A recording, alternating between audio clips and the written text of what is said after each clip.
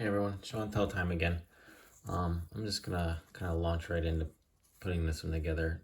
This is sort of the next step in my journey from the NC3.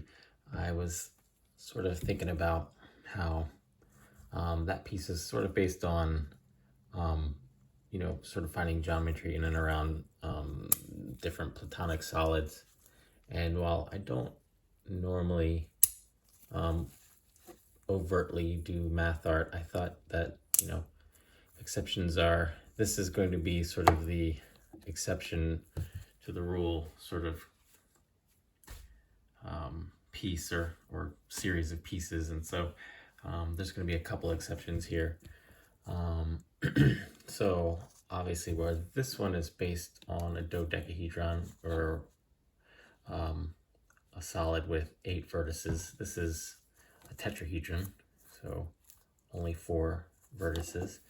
But I thought it might be fun to just sort of lean into when I did that last piece, I talked about how magnets are inherently novel and how there's some peril in that. But since this is a piece around exceptions, I thought I would lean into that novelty of that and just sort of go for it. So as you'll see, these assemble with the arrangement of magnets.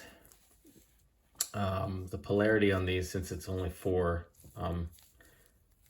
pieces, actually the polarity has to be sort of mated in a unique way. So some of these have 2 south poles and some of these have 2 north poles, and they only assemble, the piece only assembles one way. But I think that's I'll draw a little diagram for that, but I think that was the most elegant way. Now these have little ball bearings in them, and I made the bodies out of 416 stainless, which is magnetic stainless steel. Not all stainless steels are magnetic, but this one is. The bearings are also made out of 416, I believe.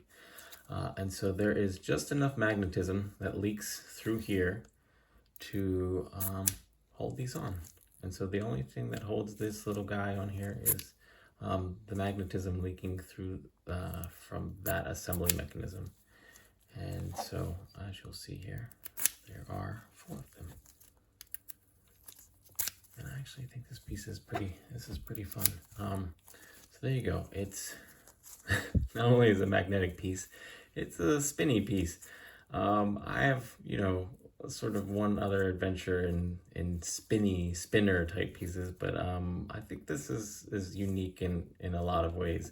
This one rolls.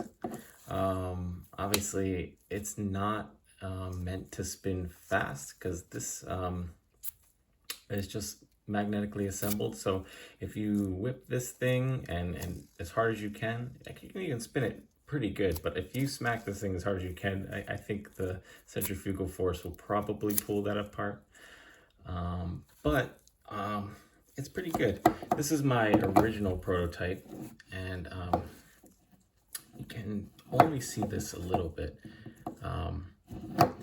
This piece is 3% smaller than this piece, and that seems like a tiny bit, but the original design, these magnets are 0.015 inches further away from this magnetic surface, and 0.015 inches, if you know anything about the inverse square law, is a mile for magnets. So this, while it holds together and you can spin it, if you just give it a little shake, it pops right off.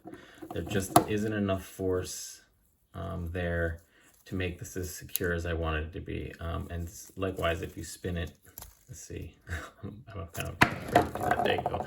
If you spin it, they'll pop off too.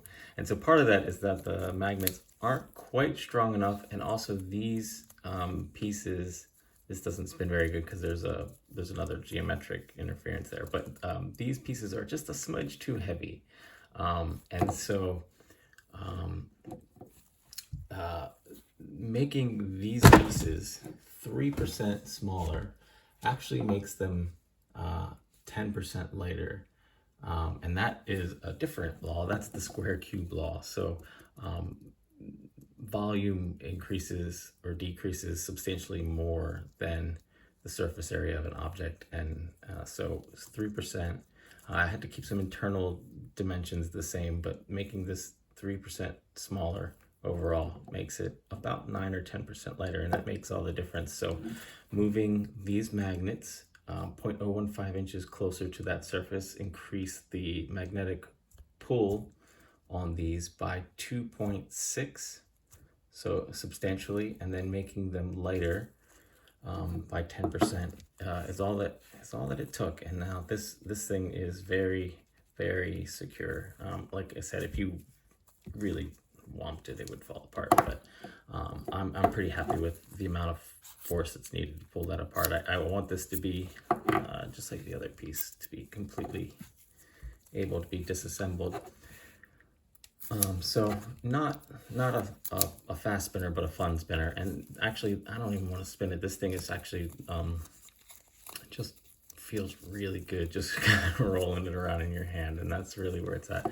Obviously, you can table spin it that way, or hang spin it, or whatever. But I don't think that's the point of the piece. Obviously, this is about creating some kind of interesting sculptural geometry using some sort of like some of the trendier things in the sort of machinist community as a catalyst for finding sculptural solutions to things. And so that's what I've done, and I've made 2 in orange and green at the moment, and I just think they're great. So these inner pieces are obviously 6061 aluminum, anodized and dyed, and then these pieces are 416 stainless. So I don't know, I think I'm just this is just an initial show and tell, so curious to see what everyone thinks, but I'm pretty happy with how this turned out.